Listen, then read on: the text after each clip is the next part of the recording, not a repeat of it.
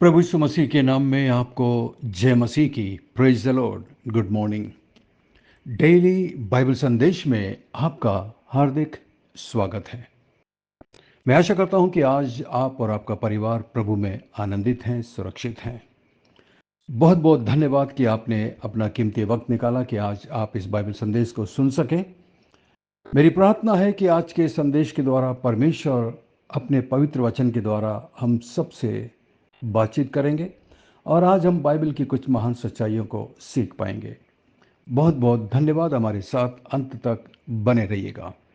तो आज के मनन के लिए हमने जहाँ से कल ख़त्म किया था उसके आगे हम चलेंगे। हमने यूहन्ना की पहली पत्री को समाप्त किया है और आज हम यूहन्ना की दूसरी पत्री और इसकी पहली अध्याय को देखेंगे। मैंने इसलिए परिचय नहीं भेजा क्योंकि दोनों किताब का लेखक एक ही है और वास्तव में यूहन्ना की जो दूसरी पत्री है प्राचीन की ओर से, यानी कि वो अपने आप को एक प्राचीन बताता है। यूहन्ना अपने आप को एक काफ़ी उम्र वाला व्यक्ति बताता है और एक चुनी हुई महिला और उसके बच्चों के नाम इस पत्री को लिखा गया था। कुछ लोग, कुछ बाइबल के जो टीकाकार हैं, बाइबल के स्कॉलर्स हैं, वो इसका अर्थ ये निकालते हैं कि ये शायद एक किसी स्थानीय कलीसिया या उसके सदस्यों को लिखा गया था। फिर भी ये क्लियर नहीं है। संक्षेप में इसका संदेश है एक दूसरे से प्रेम रखने का आग्रह और झूठे शिक्षकों और उनकी शिक्षाओं के विरुद्ध चेतावनी देने के लिए यूहन्ना ने इस पत्री को लिखा है। तो आइए हम पढ़ेंगे एक अध्याय और इसकी पहली आयत में से। यहाँ पर यूहन्ना लिखता है, मुझ प्राचीन की ओर से। प्राचीन शब्द का मतलब है एक एल्डर। प्राचीन शब्द का मतलब है एक उम्र दराज व्यक्ति।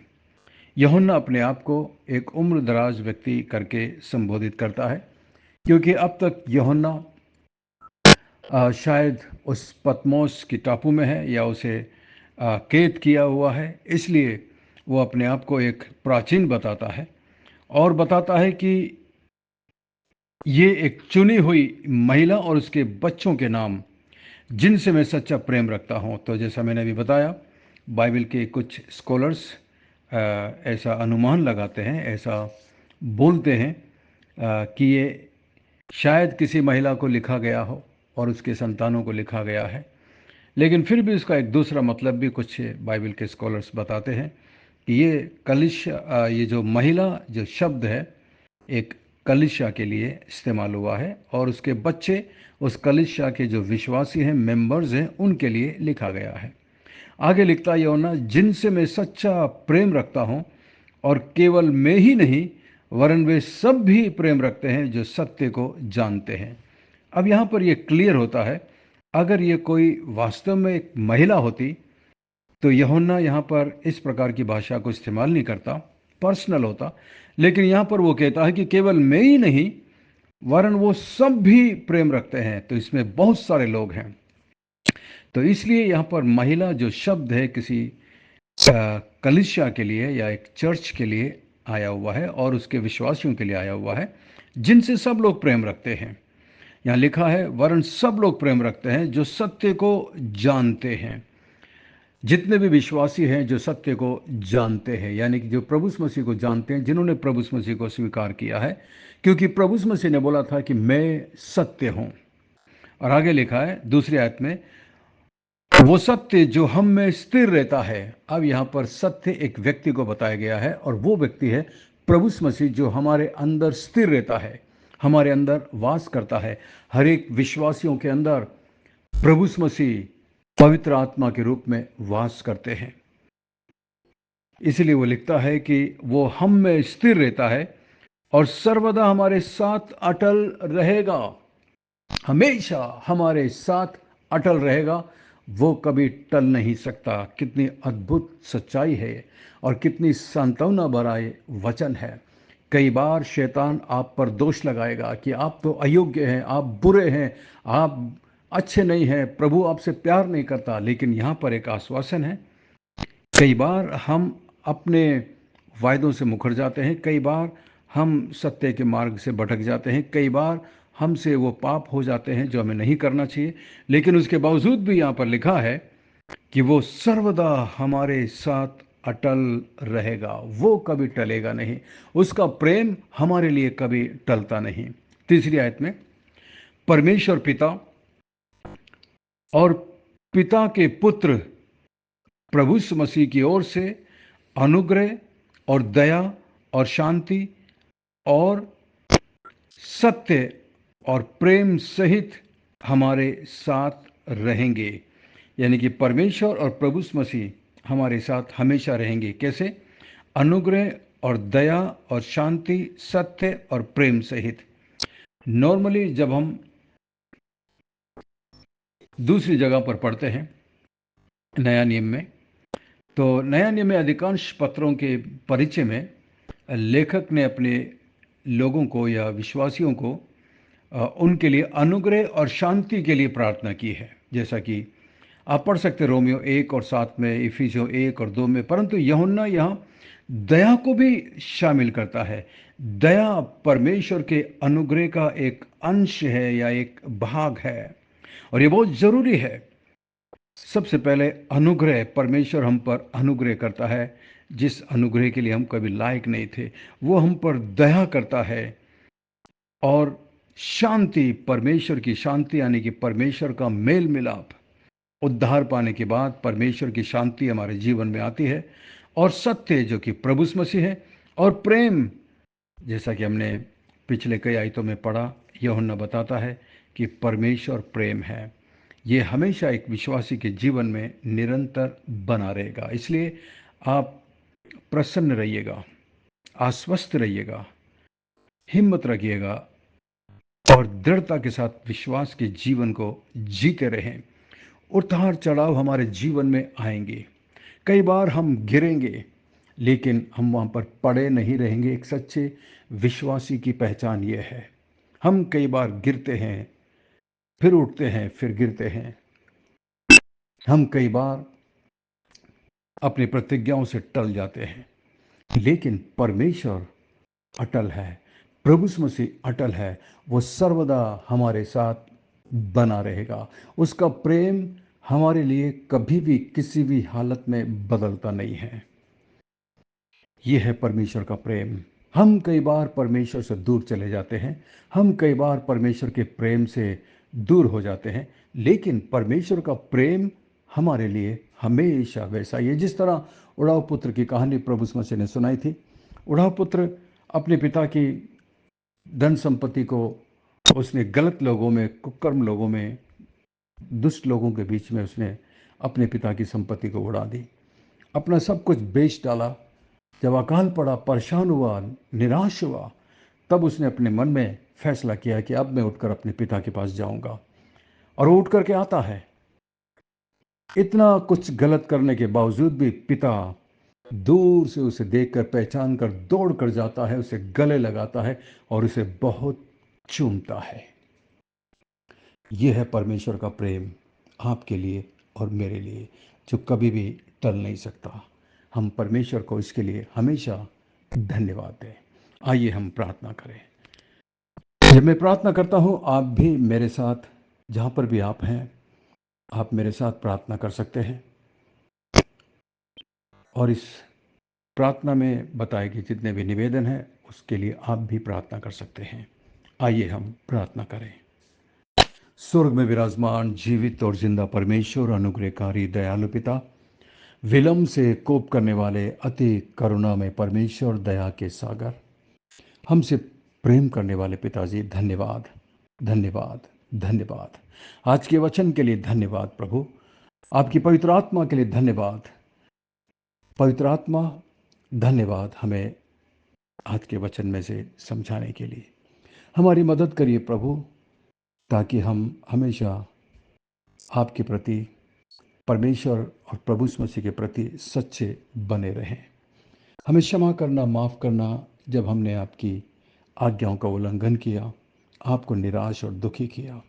हमें क्षमा कर, हमें माफ़ कर। इस वक्त मान परमेश्वर, मेरे साथ मेरे जितने भी भाई बहन प्रार्थना में झुके हुए हैं, आपसे प्रार्थना कर रहे हैं प्रभु जी, आप प्रत्येक को नाम बेनाम जानते हैं, उनकी आवश्यकताओं को बताने से पहले जानते हैं, क्योंकि आप परमेश्वर हैं।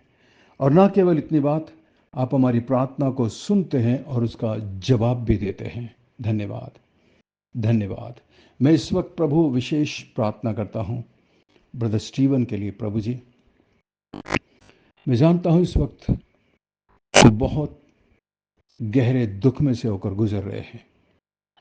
महान परमेश्वर, डॉक्टरों ने जवाब दे दिया है, और महान परमेश्वर अब उनकी डायबिटीज़ और पैरों में गैंग्रीन इतना ज़्यादा बढ़ चुका है कि डॉक्टर ने उनके एक पैर को काटने की सलाह दी है।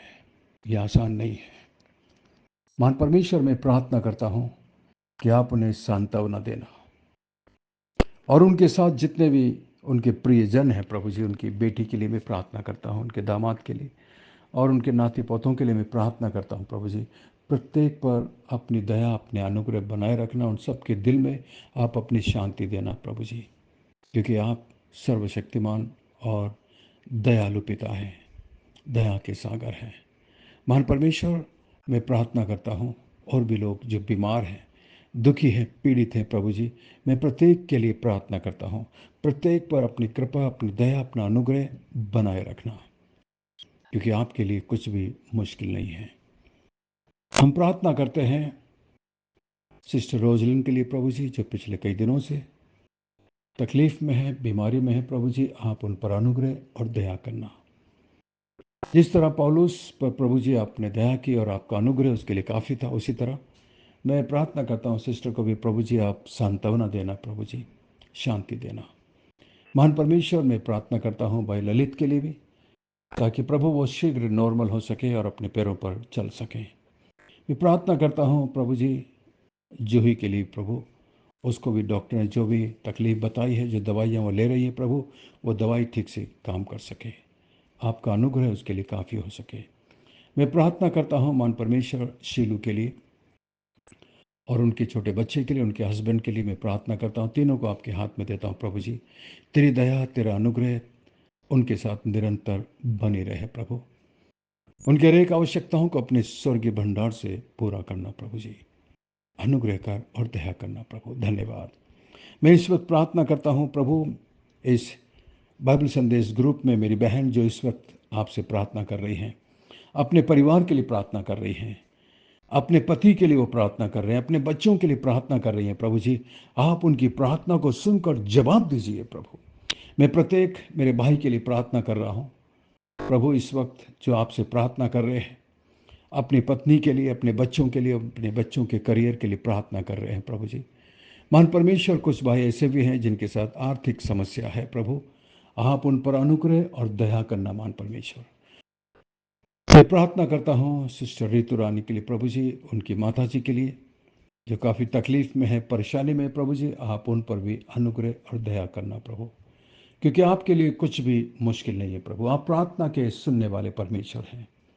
धन्यवाद, धन्यवाद प्रभु जी। आपने प्रार्थना को सुनकर जवाब दिया है, इसके लिए बहुत बहुत धन्यवाद। महान परमेश्वर, मैं प्रार्थना करता हूँ निरंतर सिस्टर बीना के लिए प्रभु जी और उनकी बेटी एलिस के लिए मैं प्रार्थना करता हूँ। आप उन पर अनुग्रह और दया करना प्रभु जी। आपकी योजना उनके जीवन में पूरी हो सके। जो भी रुकावट आ रही है प्रभु जी, वो यीशु के नाम से दूर किए जाएं और तेरी योजना पूरी हो सके। महान परमेश्वर, मैं प्रार्थना करता हूँ सिस्टर दमयंती के लिए, उनके परिवार, उनके बच्चों के लिए प्रभु जी। प्रत्येक पर आपकी दया और आपका अनुग्रह निरंतर बनी रहे प्रभु। मैं प्रार्थना करता हूँ भाई सचिन के लिए, तेरी दया, तेरा अनुग्रह उनके जीवन पर रहे प्रभु जी। भाई पीटर के लिए मैं प्रार्थना करता हूँ, आप उन पर भी अनुग्रह और दया करना महान परमेश्वर। आपके लिए कुछ भी मुश्किल नहीं है प्रभु, आप अनुग्रह और दया करना। मैं प्रार्थना करता हूँ महान परमेश्वर भाई संदीप के लिए प्रभु जी, आप उन पर अनुग्रह और दया करिए, अपनी महिमा के लिए इस्तेमाल करना प्रभु जी। महान परमेश्वर, प्रार्थना करते हैं सिस्टर जॉयस के लिए प्रभु, उनके परिवार के लिए, उनके परिवार के प्रत्येक सदस्यों पर तेरा अनुग्रह, तेरी दया निरंतर बनी रहे। और धन्यवाद प्रभु जी, आपने पिछले दिनों में हमारी प्रार्थना को सुनकर जवाब दिया। बहन शालिनी को महान परमेश्वर आपने बच्चे से आशीषित किया, उसके लिए हम बहुत बहुत धन्यवादी हैं प्रभु। मदद करना ताकि उनका ईमान, उनका विश्वास निरंतर बढ़ते जाए। सिस्टर एलिजाबेथ के लिए भी प्रार्थना करते हैं प्रभु जी, आप उन्हें अच्छी तंदुरुस्ती देना और मान परमेश्वर अपनी महिमा के लिए निरंतर इस्तेमाल करना प्रभु।